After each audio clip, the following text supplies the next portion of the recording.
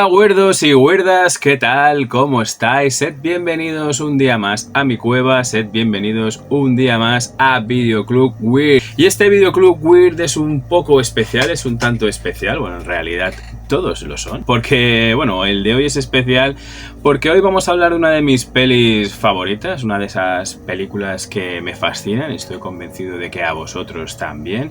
Esta es una película, pues que cuando la vi por primera vez, aquella noche de viernes 25 de marzo de 1988, no sé por qué lo he mirado, no porque me acuerdo, ya estoy un poco viejuno y esto de la memoria no da más. Pues ese 25 de marzo de 1988, la primera cadena de televisión española estrenó en su ciclo Viernes Cine, pues la película de la que vamos a hablar hoy, ¿no? Alien, el octavo pasajero. En aquel momento yo tenía 10 añitos y me quedé pues un poco asombrado, además de aterrado, al ver pues todo eso que estaba pasando en la tele, ¿no?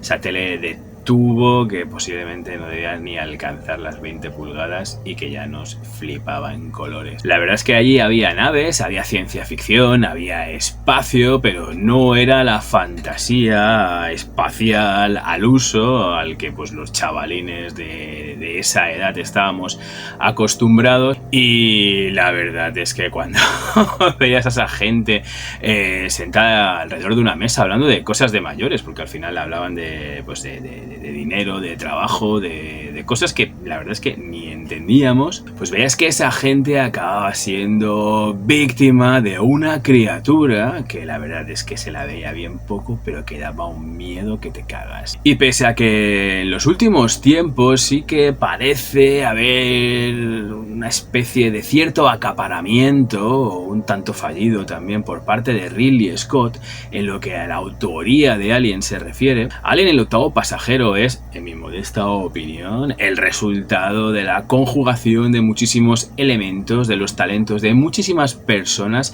y de la suerte de ser un proyecto gestado en un momento y en un lugar adecuados. Todo ello sin dejar de lado a quien un servidor considera como principal motor de toda esta historia. Me refiero, por supuesto, a la figura de Dan O'Bannon. Así que sin más dilación, empezamos.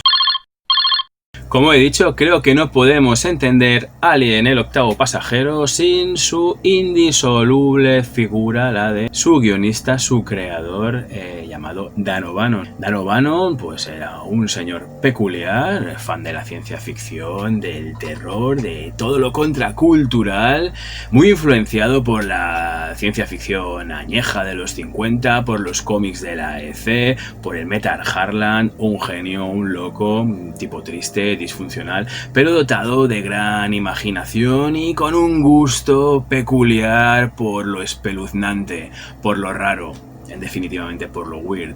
Es uno de esos ejemplos de lo injusta que es la industria de Hollywood y por extensión la vida, puesto que a mi parecer creo que es una figura importantísima dentro del género fantástico, pero apenas reconocida por el gran público.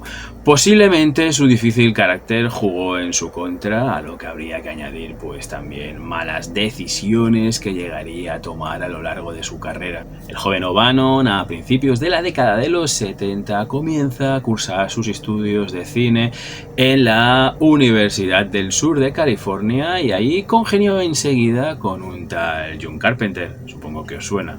A pesar de la carrera posterior de Carpenter, en ese momento era O'Bannon el considerado como el genio de su promoción. Carpenter le invitó a participar en su proyecto de final de carrera, una pequeña y modesta película de ciencia ficción inspirada en 2001, pero en plan comedia, que se titularía Dark Star. Aquí en España se estrenó como Aluniza como puedas. Y en la que O'Bannon pues no solo interpretó a uno de los personajes principales, a ese tontaina llamado Pinkback, que es el que se encarga de darle de comer a un alienígena que tienen en esa nave, en la Dark Star, una nave que se dedica pues a destruir planetas, sino que también participó en la escritura de su guión, Diseñó los decorados junto a Ron Cobb, una figura que también cobraría importancia posteriormente, y también realizó pues esos rudimentarios pero aparentes efectos especiales que aparecen en la película. La movida llegó cuando Carpenter se negó en rotundo a codirigir este Dark Star y O'Bannon pues comenzó a sentirse desplazado y a sentir que toda la gloria se la estaba acaparando el director de La Noche de Halloween. Esto no solo llevó a que su relación se volviera cada vez más tóxica, sino que a que cualquier atisbo de amistad entre pues estas dos personas llegase a desaparecer. De hecho, O'Bannon guardó su rencor hacia Carpenter hasta el final de sus días. Y aunque parezca mentira, Dark Star consiguió estrenarse en salas de cine gracias al capital externo y a la adición de más minutos de metraje con objeto de alcanzar la duración mínima exigida, pero O'Bannon quedó pues un tanto desencantado por el resultado final de la peli, por su campaña de marketing y por su tibio recibimiento por parte del público. Así que con el beneplácito de Carpenter, que no estaba para nada interesado en Dark Star, O'Bannon decidió que quería pues hacer una versión mejorada de este Dark Star a la que le pondría el título de Memory.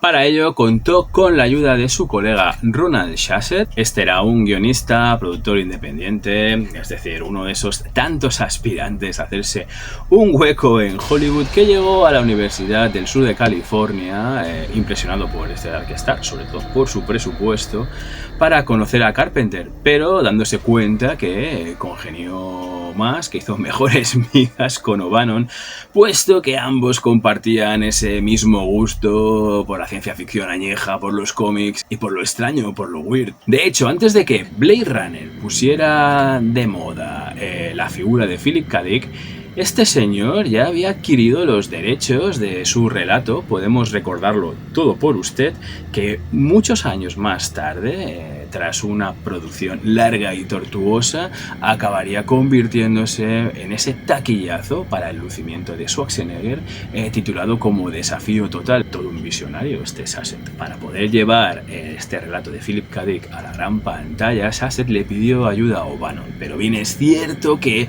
se dieron cuenta pronto de que para hacer esto era necesario un presupuesto muy grande. Y es por ello que ambos pues decidieron comenzar a colaborar en proyectos más pequeños, basados en ideas de O'Bannon, y que poder vender a productoras más especializadas en la serie B, como la de Roger Corman, con las que empezar pues a hacerse un nombre, a ganar un dinerillo y bueno, y a que O'Bannon se fogueara en esto de dirigir películas. Y para ello, O'Bannon le mostró a su amigo lo que llevaba avanzado de su versión mejorada de Dark Star, es decir, de Memory. La historia contaba cómo una nave espacial, tras investigar una señal de auxilio en un remoto planeta, es abordada por un ser alienígena que asesina a toda su tripulación. A partir de ahí, O'Bannon no sabía cómo seguir. Sin embargo, pues todo esto se quedó en stand-by cuando pues nuestro prota, cuando Dan O'Bannon recibe la llamada de un tal Alejandro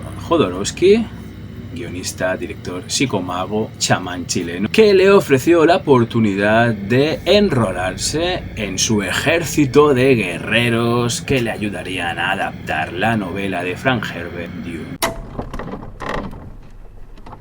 El proyecto de Dune de Jodorowsky pues no es solamente singular, sino que tiene un background de lo más interesante. Os recomiendo el visionado del documental Jodorowsky's Dune, dirigido por Frank Pavlik, que por ahí arriba os dejo un enlace para que lo podáis ver y flipar, donde el propio autor pues nos cuenta esta apasionante historia. Pero resumiendo, el Dune de Jodorowsky era un proyecto místico, simbolista, provocativo y de gran carga sexual, con naves que eyaculan en naves úteros que las permiten así viajar entre dimensiones. ¡Suscríbete! Por supuesto, Jodorowsky no había leído la novela de Frank Herbert, sino que, pues, como él mismo dice, había soñado que tenía que llevar a la gran pantalla esta obra de ciencia ficción. La película iba a ser una de las más caras de la historia del cine europeo y además contaría con un reparto de lujo, integrado, por supuesto, por su hijo Bronte, pero acompañado por gente de la talla de Mick Jagger, Alain Delon, Gloria Swanson, Orson Welles o incluso Salvador Dalí. Así que Jodorowsky fue reclutando a estos guerreros, que es como él los llamaba, entre los cuales encontraríamos pues al maestro del noveno arte, a Jean Giraud, más conocido también como Moebius, al ilustrador Chris Foss, portadista pues de novelas de ciencia ficción, popular por sus portadas de las novelas de Isaac Asimov, a los Pink Floyd que iban a poner la música, o a una figura que también se convertiría, que también se tornaría en alguien fundamental para la historia que estamos contando, una figura llamada Hans Rudi Giger. Y a O'Bannon llegó pues prácticamente por casualidad, ya que Jodorowsky se paseó por los distintos estudios de Hollywood con un storyboard dibujado por Moebius, para buscar financiación pues, para esta pedazo de superproducción que tenía ideada, que había soñado que tenía que hacer, y buscando a alguien que, pues, para que se encargase de los efectos especiales de esta pedazo de empresa, contactó con un grande del medio, con maestro Douglas Trumbull, que le había impresionado con su trabajo para 2001, Una odisea en el espacio. Sin embargo, a medida que iba hablando con Trumbull, pues Jodorowsky pues, se dio cuenta de que este tipo no le caía bien. La reunión se torció y a Jodorowsky no le cayó bien Trumbull. Entonces, pues se despidió y se marchó junto a Michel Seydoux, que era pues el mecenas europeo que iba a poner gran parte de la panoja para este Dune. Y mientras caminaban pues por las calles de Los Ángeles, pasaron por delante de una sala de cine donde se proyectaba Dark Star. Casualidades de la vida. Así que, intrigado, Jodorowsky quiso ir a ver la película, y mientras la estaba viendo, pues algo en su interior le dijo que Dan O'Bannon era el guerrero al que necesitaba. Sobra decir que O'Bannon pues lo dejó todo y se embarcó pues hacia París para ponerse bajo las órdenes de Jodorowsky, y allí conoció pues al resto de guerreros, se puso manos a la obra en lo que se refiere a intentar realizar pues las ensoñaciones del chileno.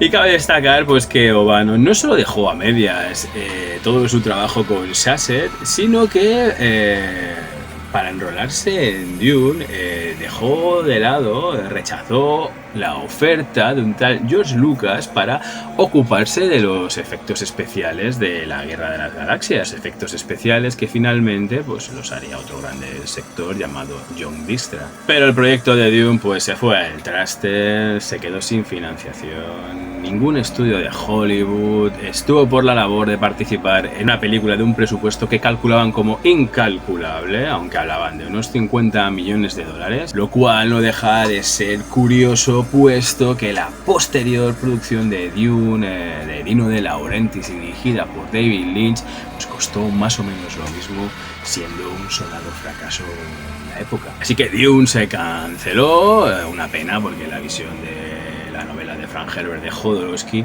hubiera sido como mínimo peculiar, hubiera sido curiosa. Parte de estas ideas que tuvo para Dune, pues Jodorowsky las recicló para el cómic El Incal, dibujado por Moebius, y también pues para La casta de los metabarones, dibujada por el recientemente fallecido Juan Jiménez, que os recomiendo encarecidamente si no lo habéis leído.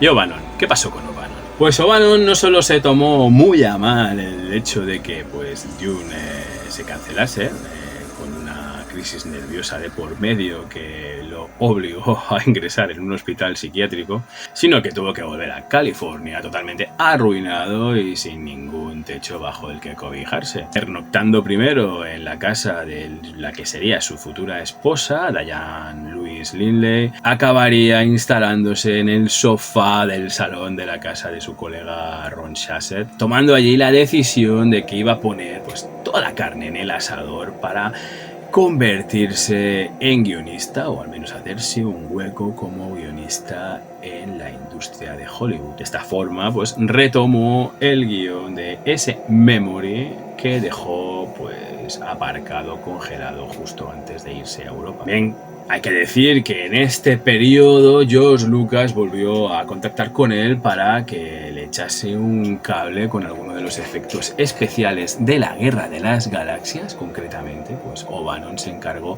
de todos esos gráficos de ordenador, esos gráficos que vemos en las pantallas de la película de George Lucas.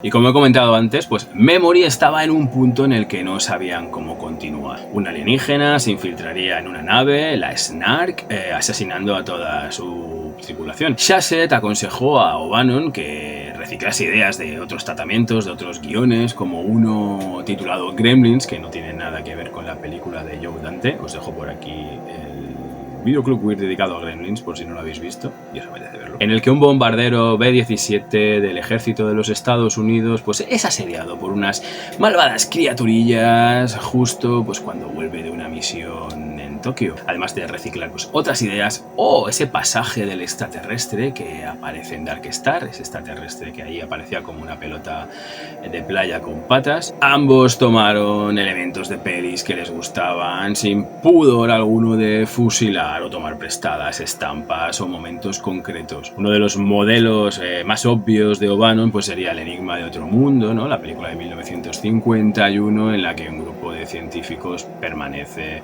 encerrado en una base y son acosados por un extraterrestre. Las referencias más literales las encontramos en El terror del más allá de 1958, una película en la que un extraterrestre polizonte se esconde en los conductos de ventilación y va acabando pues con la vida de los tripulantes de la nave de uno en uno. Además, el final de la criatura asfixiado por el vacío espacial pues sería muy similar al de Alien. Poco debemos dejarnos en el tintero al clásico dirigido por Mario Bava, Terror en el espacio de 1965, donde los pasajeros de una nave espacial son atraídos por una extraña señal a un inhóspito y desierto planeta en cuya estética ya encontramos parecidos con el resultado final de Alien. Tampoco sobraría mencionar pues el escrito en las montañas de la locura de H.P. Lovecraft, referencias, influencias que ninguno de los dos pues dudó nunca en esconder cuando se les acusaba de plagiadores. Su historia pues era un pastiche de todo lo que le enrollaba, pues salvo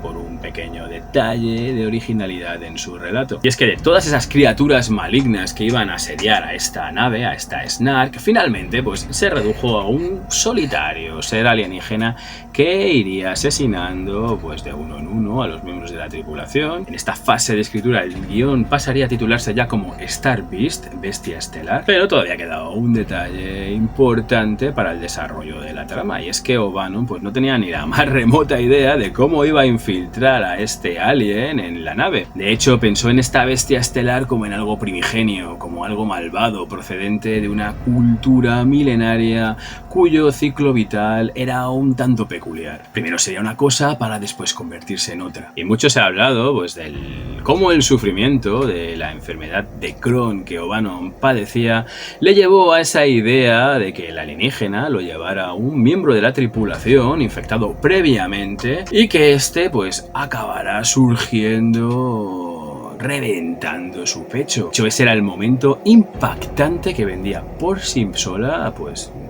toda la historia, y que sorprendería no solo a quienes al final la compraron, sino pues a todo espectador que se enfrentaba al visionado de la película por primera vez. Que el alienígena reventase el cuerpo de su huésped para nacer era pues una perfecta alegoría del sufrimiento físico que O'Bannon padecía, una metáfora del parto con claras intenciones de incomodar al espectador, y que además rompía pues esa convención del cine de terror del momento que establecía pues que la primera víctima siempre tenía que ser una mujer. Todo lo demás, lo del huevo, el facehugger, el chestbuster y la criatura final pues llegarían por sí solas.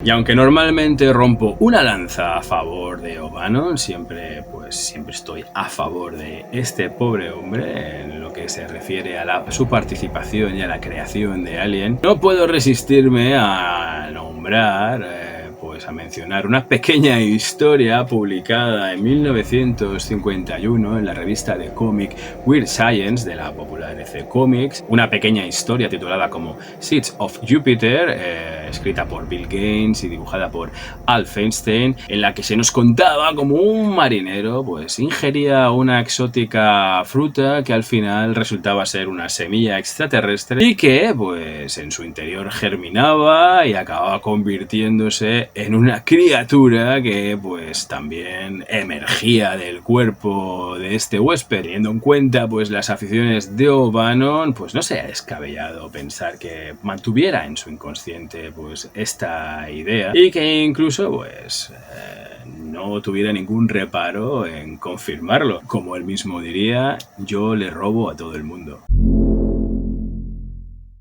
Para acompañar al guión, O'Bannon le pidió a su colega Ron Cobb, con quien ya trabajó en Dark Star, que le hiciera algunas ilustraciones, entre ellas pues los primeros diseños del Alien, muy diferentes a lo que finalmente conoceríamos después, y más en la onda pues de estos cómics de la EC. También se le cambió el nombre al proyecto, pasó de Star Beast a Alien, puesto que esta era la palabra que se repetía constantemente en el libreto, y eso de Star Beast pues al final no acababa de convencer a O'Bannon. Y como he comentado antes, pues la ambición de nuestros protagonistas, de O'Bannon y Shusett, pues no iba más allá de ofrecer este Alien pues a alguien como Roger Corman, pues para poder rodarla con posibilidad de que O'Bannon dirigiera la peli. De hecho, Corman aceptó, le gustó la idea, incluso les ofreció pues un presupuesto de $750.000 para hacer esta peliculilla serie B. Pero antes de que se firmase nada y por mediación de un amigo en común de ambos, Mark Haggard, este les convenció pues de que apuntasen un poco más alto, de que la historia tenía el potencial suficiente como para que alguien más serio, más respetable, se pudiera interesar por ella y que siempre podrían recular, siempre estarían a tiempo pues de encontrar pues algún otro estudio especializado en serie B pues que les recibiría con los brazos abiertos. Y así es como el libreto de Alien llegaría a las manos del director Walter Hill, que en aquellos momentos acababa de fundar una productora, la Brandywine, junto a sus colegas David Giller y Gordon Carroll. A Walter Hill, que era pues un director especializado pues en thrillers económicos, dotados de rudos diálogos masculinos y hombres de acción, pues el guión de O'Bannon le pareció una basura, pero sí que es cierto que tenía un momento impactante que le sorprendió y que solo por ello merecía la pena comprarlo. Se lo enseñó a Giller, se lo leyó y este momento pues es el que ya hemos comentado, en el que un ser alienígena revienta el pecho de su huésped humano. ¡Suscríbete!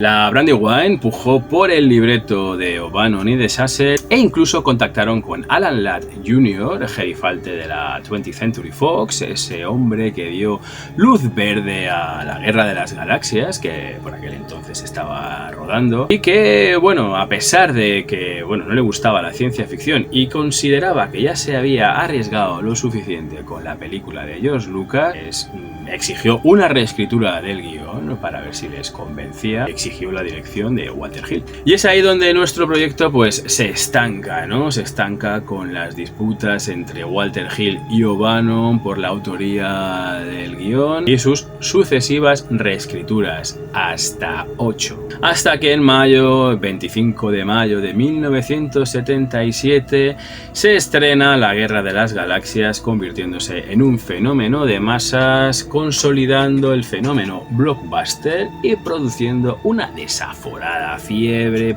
por la ciencia ficción o por cualquier cosa que contenga naves espaciales y efectos especiales, y por supuesto en un rentable negocio para la Fox. De hecho, la Major, así como por extensión toda la industria de Hollywood, incluyendo pues esos pequeños estudios especializados dedicados a la serie B, querían tener su Star Wars, y la Fox pues quería repetir un pelotazo como el de la Guerra de las Galaxias. Y en ese momento pues lo que tenía más a mano, el proyecto que tenía más parecido a la Guerra de las Galaxias, donde hubiera naves, hubiera espacio, hubiera ciencia ficción, pues no era otro que el de Alien. Y sin duda, pues siendo dos dos películas de naturalezas muy distintas, pues cabría mencionar que sin el éxito de la Guerra de las Galaxias, pues nunca se hubiera hecho Alien el octavo pasajero. Así que el proyecto tenía luz verde por parte de la Fox, pero a la Brandywine no le interesaban ni Shusett ni O'Bannon. Pero dada su experiencia con el género,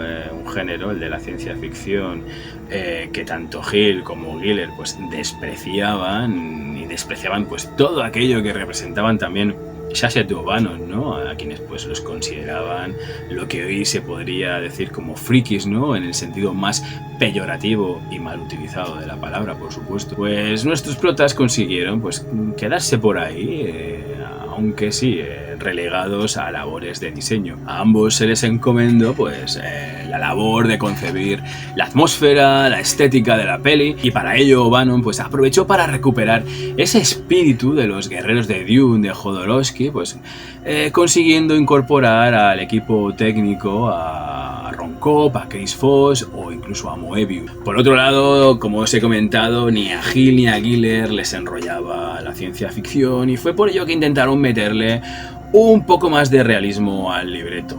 Y dependiendo de la fuente a la que acudamos, pues se suele atribuir a Walter Hill lo de convertir a estos personajes de cadetes espaciales a camioneros del espacio.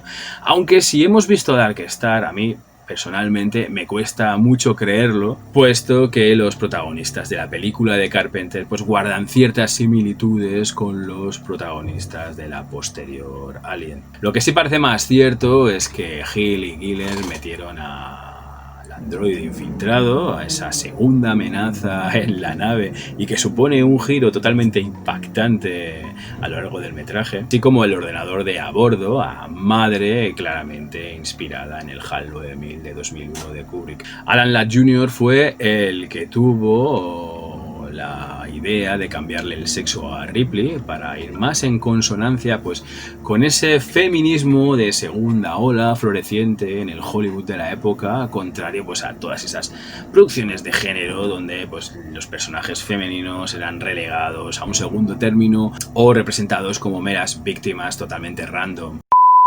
Haber caído en el mundillo más profesional, más serio de la industria de Hollywood, pues había frustrado los planes de O'Bannon de dirigir Alien. De hecho, O'Bannon no se estrenaría en la dirección de una película hasta 1985 con El regreso de los muertos vivientes. Walter Hill, pese a las demandas de la Fox, pues tampoco estaba por la labor de hacer la peli, y en cuanto le dieron luz verde para hacer su The Warriors, abandonó Alien enseguida. Otros directores que rechazaron dirigir Alien porque no querían hacer una película de monstruos ni de ciencia ficción, pues fueron Robert Aldrich, Jack Clayton y Peter Yates. Y así es como David Giler, que había visto en el Festival de Cannes una película que le había impactado, la ópera prima de un director británico que, pese a su escueto presupuesto, que eso es lo que verdaderamente le interesaba, lo había impresionado con la adaptación de la novela de Joseph Conrad, Los duelistas. Con poco dinero y mucho talento, su director Ridley Scott firmaba una cinta de estética impactante con ciertas reminiscencias al Barry Lyndon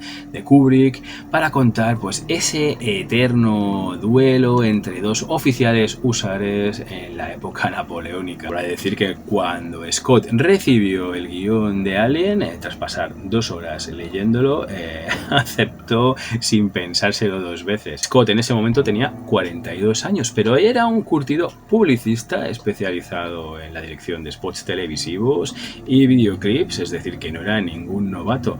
Prueba de ello es que él solito, gracias a sus grandes dotes para el dibujo, pues se curró durante 3 semanas unos storyboards que contaban la película de principio a fin, y con los que consiguió duplicar pues el inicial presupuesto de $4 millones en 8 millones y medio, que luego se convertirían en 11. Es que tenemos que recordar que tanto para la Brandywine como para la Fox esto era un proyecto secundario, esto era una peliculeja de moda, con la que hacer algún dinero a rebufo del éxito pues de la Guerra de las Galaxias, intentando invertir el mínimo. Y en primera instancia, aunque luego se arrepentiría de ello, Scott vio en O'Bannon pues a un aliado, a alguien que le podía ayudar en la confección de su película y lo incorporó como asesor. De hecho, O'Bannon estuvo muy proactivo, recomendó a Ridley Scott que viera La Matanza de Texas, que no la había visto, y que además le dejó flipado, decidiendo incorporar a Alien pues algo lo más parecido a esa atmósfera opresiva, esa estética sucia y mugrienta de la película de Top Hooper, y también pues lo inició en el mundo de los cómics, concretamente pues le enseñó pues todo ese universo del metal harlan francés. De hecho, pues su siguiente película, Blade Runner, aparte de la novela de Philip K. Dick, está totalmente inspirada en un cómic que firmaría O'Bannon y que dibujaría Moebius, titulado como The Long Tomorrow, que también os recomiendo encarecidamente. El aspecto del alien era todavía una incógnita y solamente pues contaban con esos bocetos realizados por Ron Cobb que apenas gustaban a nadie y que eran difíciles de trasladar a la acción real sin que quedaran un tanto ridículos. Y así es como O'Bannon pues recuperó al último de los guerreros del Dune de Jodorowsky, enseñándole a Ridley Scott pues el libro Necronomicon de H.R. Giger, y este pues se quedó con el culo torcido cuando vio pues esa ilustración de Necromon IV, esa bestia biomecánica que tenía el aspecto que él buscaba, aunque con sus retoques, puesto que pues esa cabeza con forma de pene enorme no era del todo del agrado de los que ponían la guita. Y es que donde O'Bannon y Scott veían maravillas, los gerifaltes de la Fox solo veían pues seres con cabezas fálicas y por extensión problemas de calificación y problemas con el puritanismo del futurible público que tenía que soltar la guita para ir a ver la peli al cine. O'Bannon conoció a Giger en la preproducción del Dune de Jodorowsky, a quien se dice que Salvador Dalí se lo presentó al chileno, y no fue casualidad que le enseñase el trabajo del suizo a Ridley Scott, puesto que ya con anterioridad O'Bannon había contactado con Giger para que le hiciera los diseños de varios de los estados de la criatura. Previa conferencia telefónica suiza, O'Bannon le mandó un cheque de $1000 a Giger para que este pues le diseñase el huevo y el facehugger. Además, Giger pues acabaría trasladándose a los estudios Shepperton de Londres, donde se rodó la película, para acabar de diseñar, para acabar de esculpir ese planeta inhóspito de los aliens al que arribaría la Nostromo, ya no la Snark, la popular nave de herradura, y a su misterioso piloto, al misterioso Space Jockey. En lo que se refiere a la parte tecnológica humana, es decir, a la remolcadora Nostromo, una especie de camión espacial que tira de una inmensa refinería con forma de catedral gótica, de esta parte pues se encargaron Chris Foss y Ron Cobb, de las maquetas se encargaría otro grande, Brian Johnson.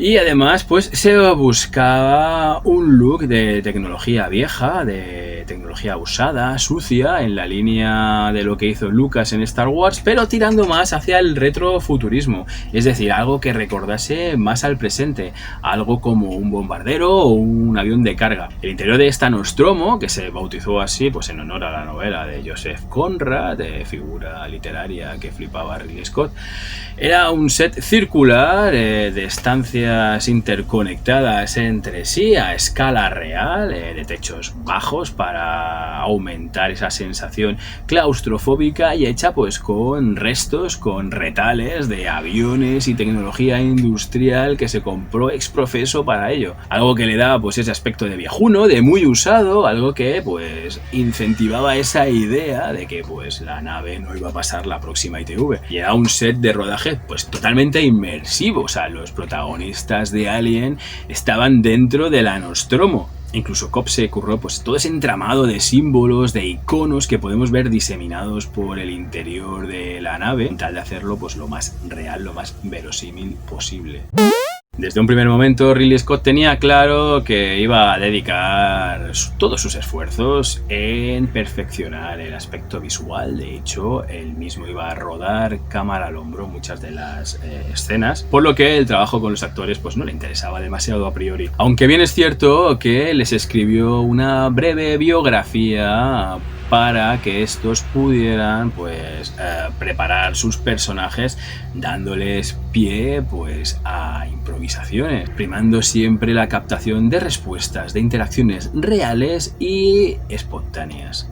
Scott no quería caras conocidas dentro del reparto, no quería darle pistas al espectador acerca de quién era o no el superviviente final de haberlo, puesto que él quería que todos muriesen. Y le interesaban pues principalmente todos esos actores secundarios reacios a hacer ciencia ficción. Gran parte del casting se hizo pues en grupos con objeto de buscar pues un cierto equilibrio físico, y por otro lado pues también se buscaba un aire de atemporalidad y de mezcla étnica para enfatizar esa idea de futuro pesimista para nuestra especie, dominado por las empresas y las grandes corporaciones. Algo que Scott acabaría incorporando a su ideario en sus posteriores producciones enmarcadas en el género fantástico.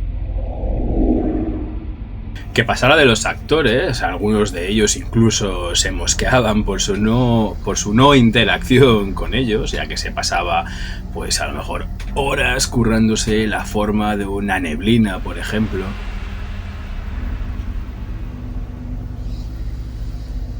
Pues respondía también a una intencionalidad por parte de Ridley Scott, y esta pues era la de recrear un ambiente tenso para mejorar sus actuaciones y obtener pues unas respuestas lo más espontáneas posibles. De hecho, incluso Scott les aleccionaba a llevarse mal entre ellos, o que alguno pues pudiera tocarle las narices a otro en momentos determinados, simplemente para que esto pudiera reflejarse bien en pantalla. Aunque también fomentó la camaradería para esas escenas colectivas donde pues primaba esa cotidianidad. Prueba de ello pues son las escenas de grupo en la sala comedor, por ejemplo, escenas donde los personajes pues hablan de cosas reales, de cosas mundanas y no de temas fantásticos ni relacionados con la ciencia ficción. Y es que en lo que a la construcción de los personajes se refiere, pese a que esta está pues formada a partir de esas peculiaridades más superficiales, prácticamente esbozadas, el trabajo de unos actores que se volcaron en ello los hacía pues mucho más cercanos, mucho más reconocibles. De hecho, sus muertes no representarían a un simple body count al uso, sino que su desaparición provoca un cierto malestar, un cierto impacto emocional en nosotros, en los espectadores. En cuanto al reparto, uno de los principales problemas que tuvo que afrontar Ridley Scott pues fue el abandono por parte del actor Jon Finch, quien estuvo casado con Catriona MacColl, popular en el mundillo del género fantástico por protagonizar algunas de las películas de Lucio Fulci. Este Jon Finch tuvo que abandonar Alien en su primer día de rodaje tras sufrir una diabetes severa. Y así que deprisa y corriendo, Scott llamó a la puerta de John Hurt, que por otro lado era la primera opción para el personaje de Kane, primer tripulante de la Nostromo al que conocemos, el primero que se despierta y con el que el director pues jugaría, trampearía con nosotros, haciéndonos creer pues que era el protagonista de la peli, al igual pues que hizo Hitchcock en Psicosis, y dejándonos pues con un palmo de narices cuando presenciamos su muerte. De hecho, el personaje de Hurt, este Kane, es el único miembro de la Nostromo que responde a un perfil heroico, ¿no? O sea, prueba de ello es que se presenta voluntario a explorar ese planeta desconocido al que llegan atraídos por esa señal de SOS, y que una cláusula de su contrato obliga a investigar.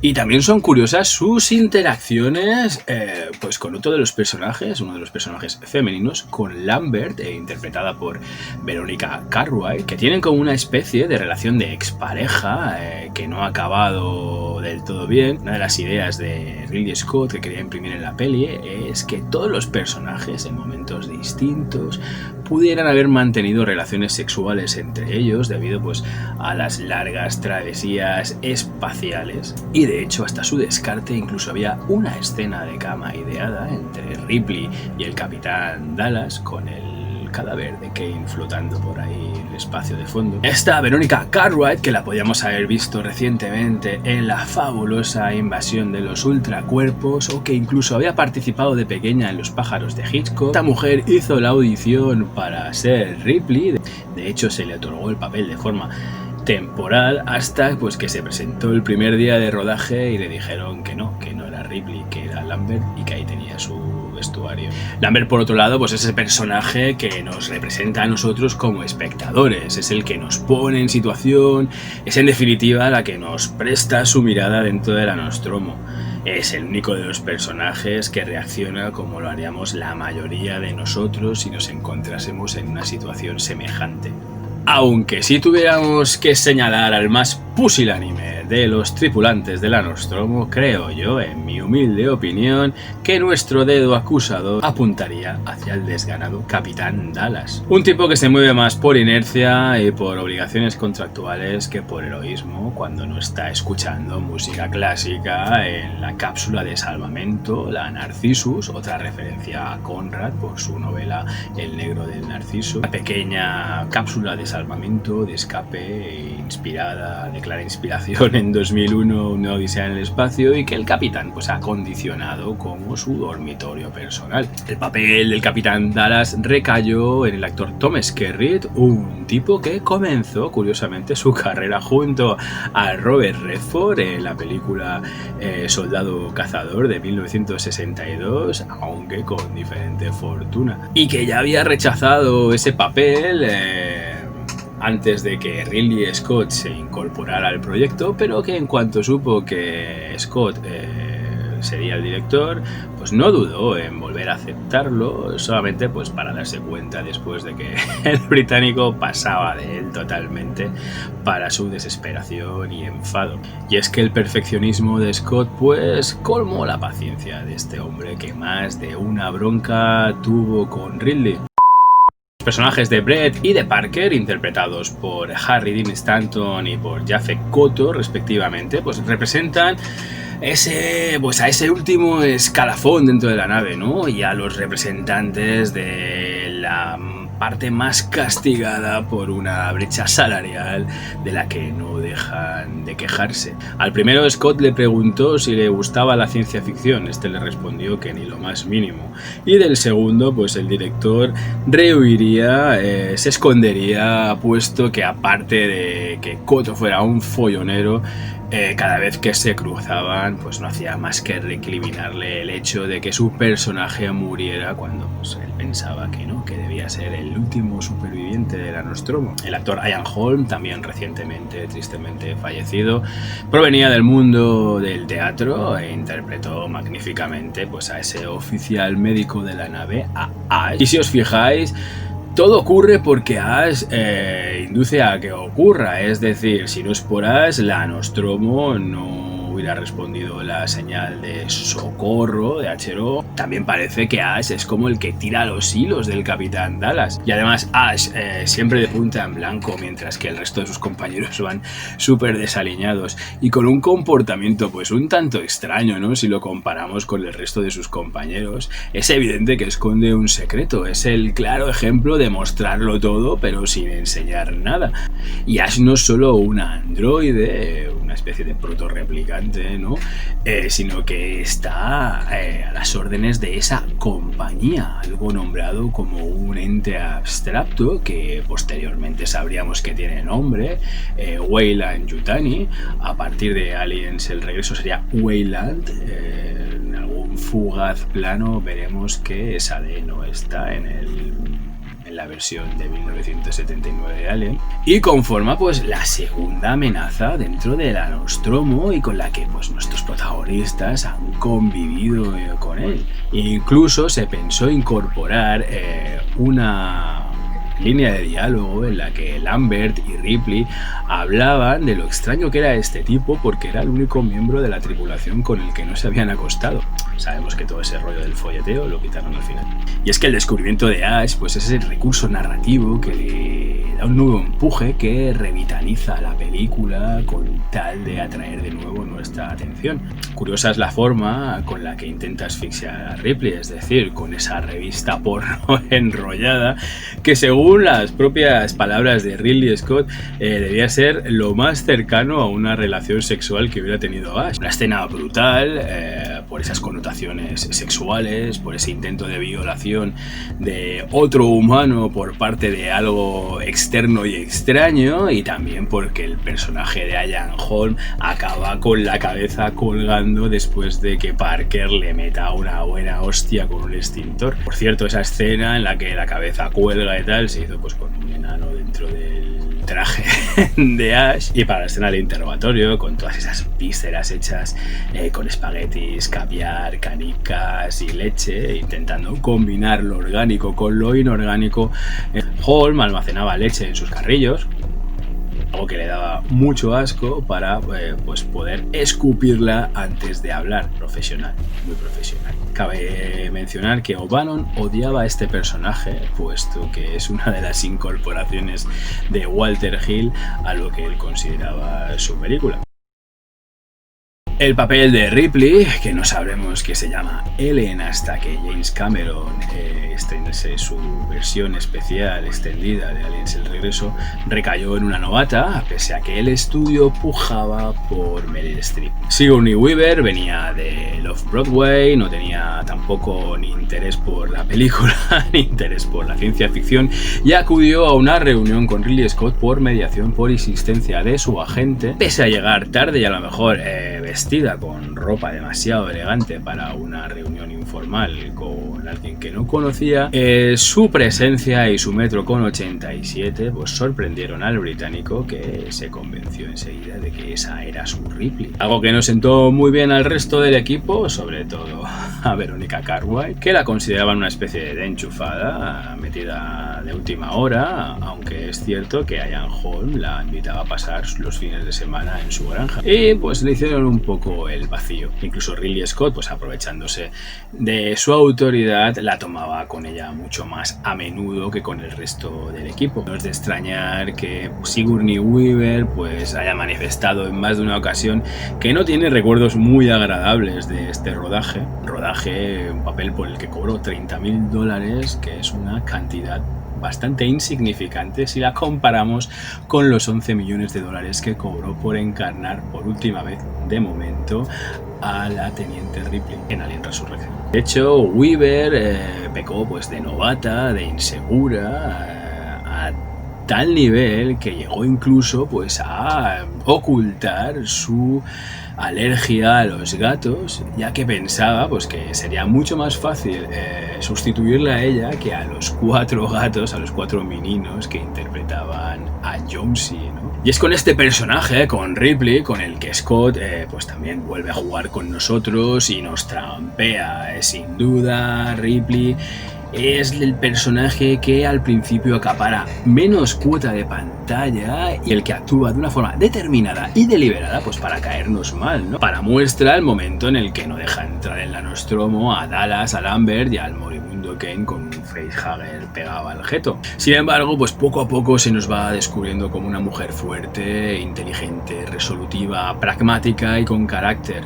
Una suerte de final girl del slasher que en esos momentos hacía furor entre la muchachada, y eso que Ridley Scott quería que muriese al final de la película, ya fuera arrastrada por el alien al espacio exterior o decapitada por este. Por supuesto, la Fox se negó en rotundo a un final tan pesimista, ya que pues no olvidemos que el objetivo de Alien, el octavo pasajero, era el de atraer gente a las salas de cine con las que ganar dinero. Pese a tener ese aspecto de cine de autor, Alien no dejaba de ser una película de encargo con fuertes aspiraciones comerciales. En lo referente al final, pues Ridley Scott también nos acabaría engañando, ¿no? Al incorporar pues ese cuarto acto, ¿no? Tras la explosión del Nostromo, tras ese falso final que precedía al verdadero, ¿no? Al verdadero desenlace de nuestra historia dentro de la Narcissus.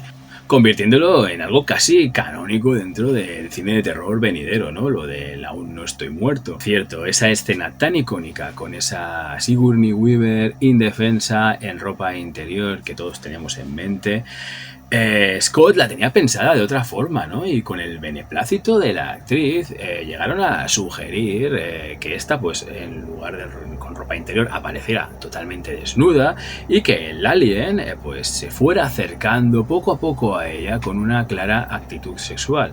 Es decir, tocándose, algo a lo que el estudio se negó rotundamente.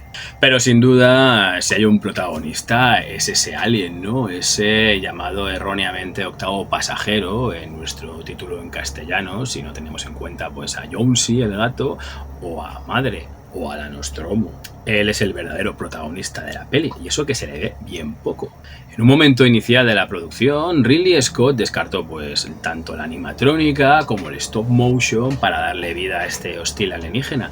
De hecho, pues se optó por un señor disfrazado. Pero resulta que un señor disfrazado también acarrea pues serias dificultades a la hora de intentar hacerlo creíble. Es por ello que Scott pues optó por la ya más que clásica opción de sugerir más que mostrar, de meternos el miedo con lo que no se ve. Ya que al alien pues lo vamos viendo, se nos lo va presentando poco a poco, ¿no? Primero vemos algo que se mueve por el fondo, vemos una cola, vemos una extremidad, vemos parte de su cabeza, vemos su mandíbula, pero en pocas ocasiones lo vemos de cuerpo entero. De hecho, esas estampas son las que menos miedo dan. Y por otro lado, no os creáis que no se intentaron otras opciones alternativas a colocarle un disfraz a un tipo. Se hicieron pruebas con niños contorsionistas atados a contorsionistas adultos. Se probó a un tipo que andaba hacia atrás con la cabeza metida entre las piernas. Grotesco, ¿no? Y a Bolaji Bodejo, estudiante nigeriano que cursaba sus estudios de diseño en Londres, pues lo encontraron por pura casualidad en un pub. Su complexión superdelgada, causada por una anemia falciforme que le arrebató la vida a la edad de 39 años, y sus 2,10 metros de altura, lo convertían en el candidato ideal para enfundarse la piel del alien. Aunque bien es cierto que a la luz del día, a la luz natural, quedaba, cuando se disfrazaba de alien, quedaba un tanto ridículo, pero que acababa convirtiéndose en algo aterrador combinado con el tratamiento y la iluminación de Ridley Scott. El resto del reparto, además, ni lo vieron disfrazado ni interaccionaron con él hasta el momento en que compartieron escena. Recordemos que Ridley Scott buscaba reacciones espontáneas, verosímiles y lo más reales posibles. Por su complejidad, la cabeza del alien no la controlaba el joven actor al que le enseñaron algo de expresión corporal combinada con sus conocimientos de tai chi y de mimo, y una cabeza pues a la que se le animaba con un rudimentario pero muy efectivo sistema hidráulico parecido a los de los frenos de una bici, ideado pues por su diseñador, por su creador, por Carlo Rambaldi, que ya había trabajado previamente con Spielberg en Encuentros en la tercera fase, y bueno, pues también un gran maestro del gremio, basándose pues en esos diseños de Giger de ese Necromon IV. Una cabeza cuyos engranajes pues precisaban de constante lubricación por parte del equipo, y que al final pues como quedaba bien en cámara, llegó incluso pues, a formar parte del aspecto del alien, ¿no? De esa baba, ¿no? De ese aspecto viscoso que tiene la criatura. Cabe mencionar que solo disponían de 2 cabezas, una era la articulada y la otra era para las escenas de acción.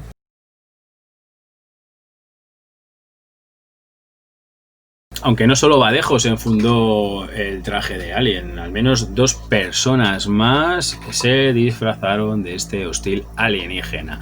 El primero de ellos fue el jefe de especialistas, Eddie Powell, que participó pues en las escenas de la muerte de Brett, esta escena en la que pues el alien se descuelga del techo, en la muerte de Dallas, porque pues Badejo no cabía en esos conductos de ventilación en los que se movían, y en la propia muerte del alien, cuando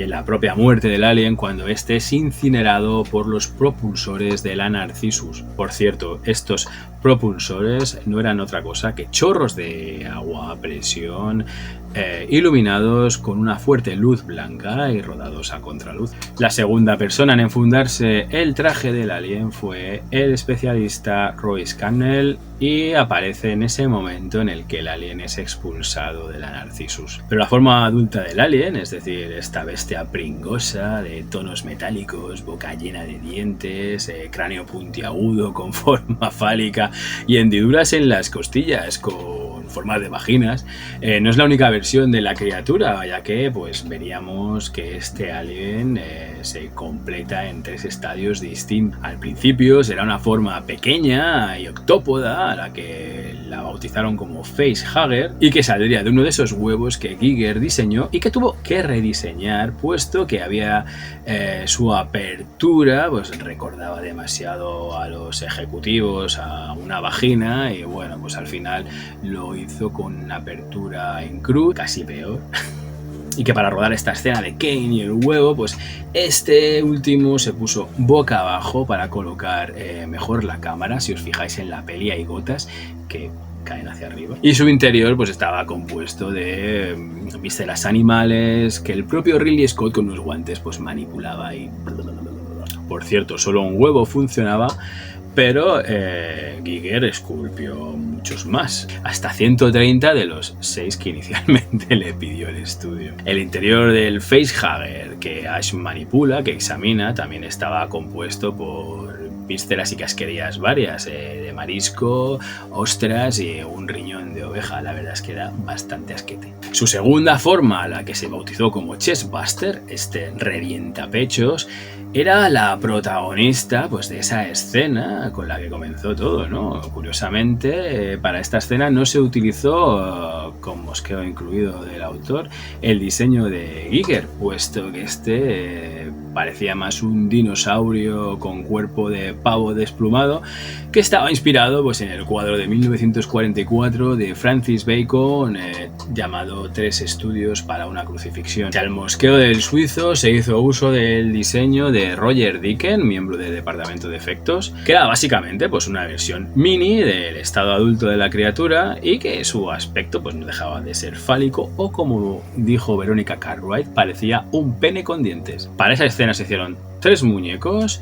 Uno era el que surgía del pecho de Kane, otro era el erguido que dedicaba pues esa sonrisa, entre comillas, a los tripulantes de la Nostromo, y el tercero era el que acababa huyendo por encima de la mesa. Hay mucha leyenda acerca de esta escena, puesto que mucho se ha dicho, mucho se ha escrito acerca de que ninguno de los actores sabía nada de lo que iba a ocurrir, algo que pues personalmente no comparto, puesto que esa escena no solo la habían leído en el guión, esa escena era la desencadenante de la compra del guión por parte de Walter Hill y compañía, era el momento clave, era el momento psicosis de Alien, y de hecho pues su planificación tampoco invitaba demasiado a que nos creamos que nadie sabía lo que iba a pasar en ese set de rodaje. Es una escena, por cierto, que se planificó en 3 partes. La primera sería pues la de Kane convulsionando, o sea, con John Hurt ahí pues teniendo estertores, los estertores del parto del hijo de Kane,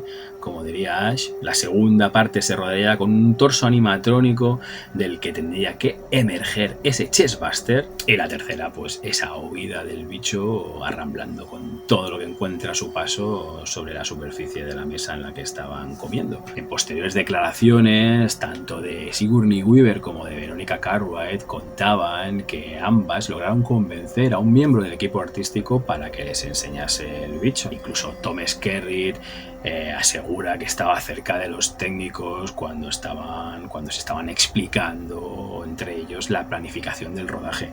Y no solo eso, sino que la camiseta que portaba ese torso animatrónico que simulaba ser el torso de John Hurt y el torso de Kane, pues esa camiseta no se rasgó a la primera, esa toma tuvieron que repetirla. Lo que personalmente yo sí creo es que posiblemente no sabían, y el resto del equipo sí, además de O'Bannon y Shashet, que estaban por ahí agazapados viendo la escena con la ilusión de un niño con juguetes nuevos, pues posiblemente lo que no sabían era qué se iba a utilizar, qué se iba a hacer para sorprenderlos. Esto que para el rodaje de esta escena se hizo uso de explosiones, chorros de sangre, casquería variada, petarditos, que los cogieron totalmente de improviso y que incluso pues hicieron caerse de culo la propia Veronica Cartwright en el rodaje de una escena que tuvo que ser bastante divertida.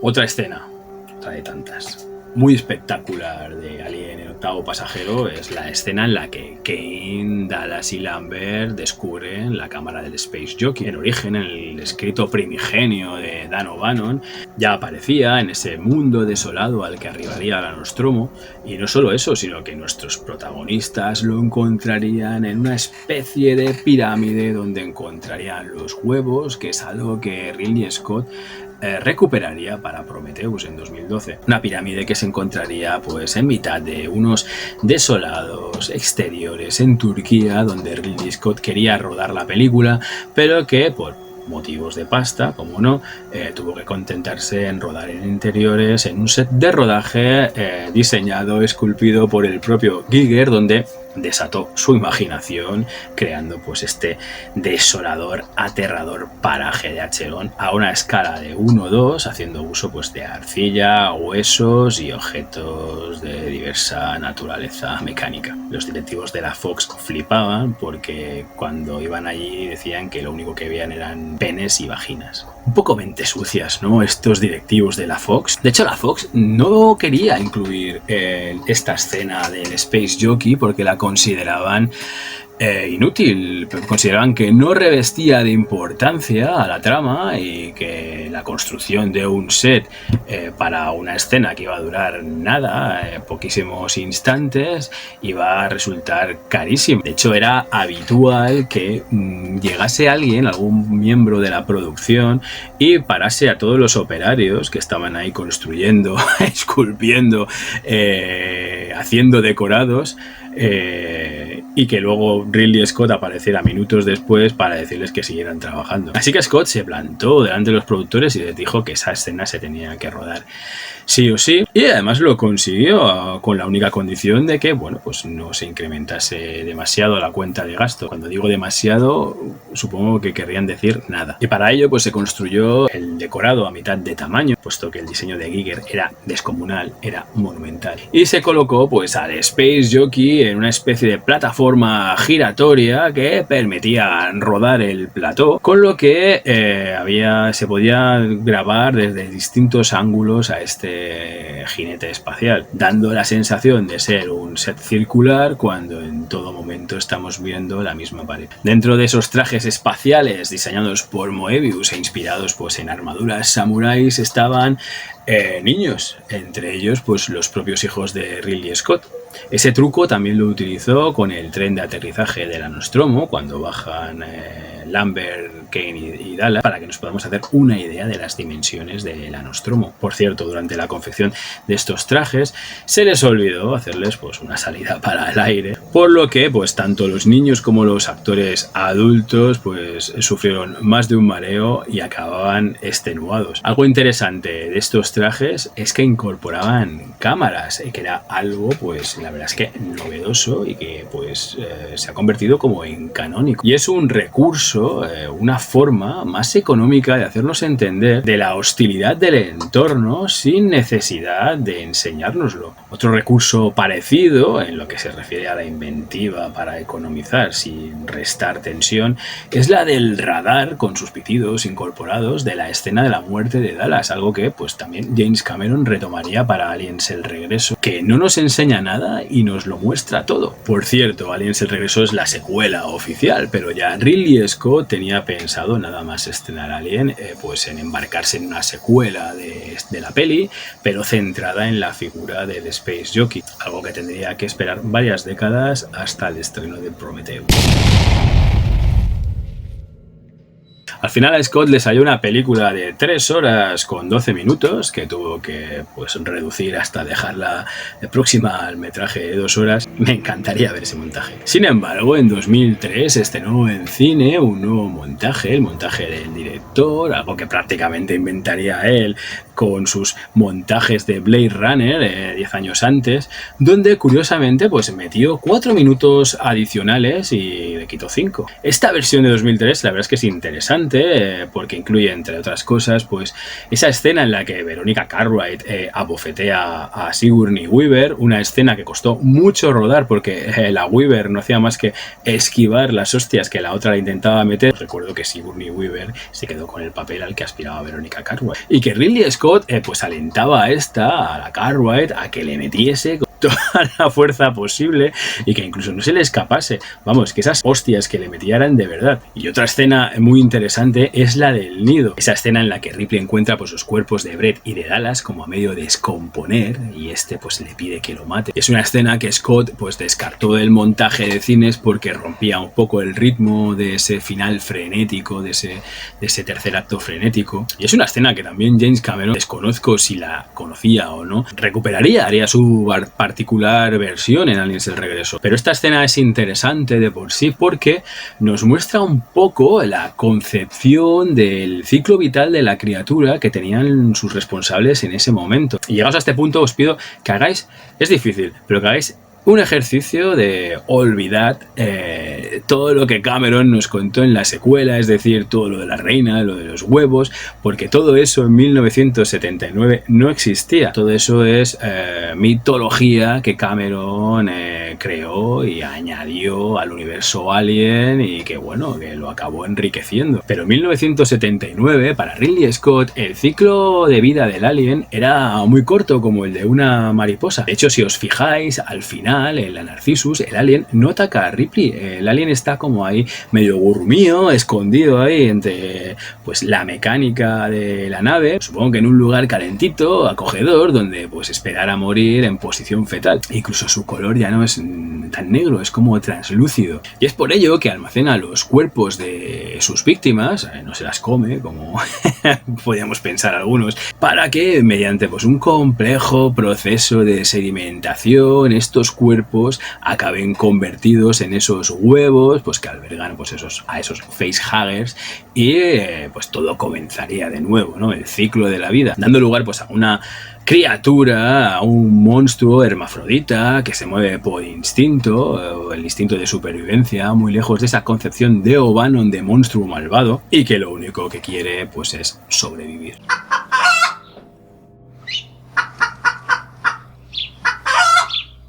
Por otro lado, no puedo acabar el vídeo sin mencionar pues la movida que hubo con Jerry Goldsmith y su banda sonora, y es que pues al final, en el montaje final, no se incluyó pues la partitura original compuesta por Goldsmith para la peli, porque Ridley Scott la consideraba demasiado cinematográfica y él quería otra cosa, y este pues decidió reeditarla, meterla fuera de lugar, añadir piezas clásicas como la Symphony of Hope de Howard Hanson para el cierre de la peli, e incluso música de Goldsmith de otra película anterior, concretamente de Freud o Pasión Secreta de John Huston. Todo ello para el disgusto del compositor, que prácticamente se enteró cuando vio la peli. Afortunadamente pues tenemos ediciones domésticas que cuentan pues con una pista de audio adicional para que podamos comprobar el gran trabajo de este maestro de las bandas sonoras.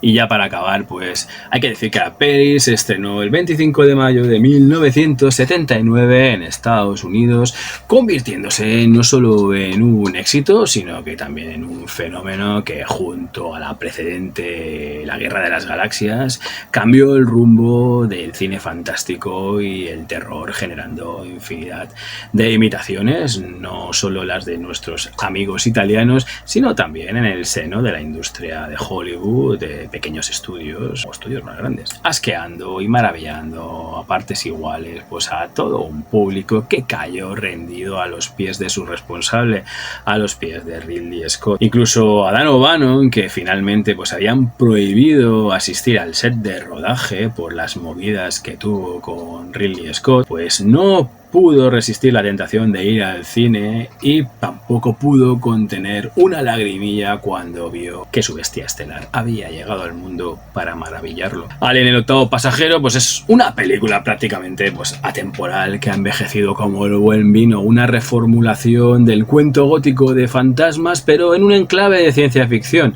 Una película, además, que en 2002 la Biblioteca del Congreso de los Estados Unidos pues la incorporó a su Registro Nacional de Cine de cara a su futura preservación, dada su importancia cultural, histórica y estética. Una película que abrió la puerta a un apasionante universo de ficción muy rico, muy atractivo, que es probable que muchos pensemos que ha ido a menos con las sucesivas entregas, pero que no deja de fliparnos. De hecho, os invito a que dejéis vuestras opiniones aquí en la caja de comentarios acerca pues ya no solo de Alien, sino de sus posteriores entregas, o si sois como yo, pues que os estáis entre Alien el octavo pasajero y Aliens el regreso. Estáis ahí que no sabéis dónde quedaros porque las dos os flipan. Y aquí nos quedamos. Posiblemente haya mucho más que contar de esta obra maestra del séptimo arte, pero es que creo que este vídeo me está quedando un pelín demasiado largo. Espero que os haya gustado y siempre que queráis satisfacer un poco más vuestra curiosidad acerca de esta magnífica obra de arte, pues os invito a que veáis los magníficos documentales que vienen en las ediciones domésticas, el documental Memory: The Origins of Alien, estrenado el año pasado, que es genial. Os recomiendo también el libro del 40 aniversario que salió el año pasado y lo editó Notorious Ediciones, un libro coral, muchas anécdotas, curiosidades sobre la película, o también otro libro que me encanta, que es el de Ian Nathan, también dedicado a Alien el octavo pasajero, que además cuenta con mogollón de material gráfico, storyboards. La verdad es que este es una verdadera pasada. Os recomiendo los dos, son muy fáciles de conseguir, no están descatalogados. Y poco más, gracias por llegar hasta aquí. Espero que os haya gustado el vídeo, dadle un like si os ha molado, compartid o suscribiros al canal. Como siempre, quiero dar las gracias a todos los que veis estos vídeos, a los que los comentáis, a los que los compartís, puesto pues que ese feedback es fundamental para motivarme y seguir haciendo estos vídeos y seguir dándole vida a este Videoclub Weird. Disculpadme también pues por la poca actividad que tiene el canal últimamente, y es que pues con este calor no apetece hacer nada de nada, y es que bueno, pues vivo en Mallorca y esto es la capital del infierno húmedo y sofocante. Pero bueno, lo dicho, muchas gracias por estar aquí, muchas gracias por ver los vídeos, muchas gracias si estáis suscritos, si no lo estáis, pues suscribíos, invitad a vuestros colegas y nada, gracias de nuevo y espero que nos podamos volver a ver en un próximo Videoclub Weird, así que hasta la vista, weirdos.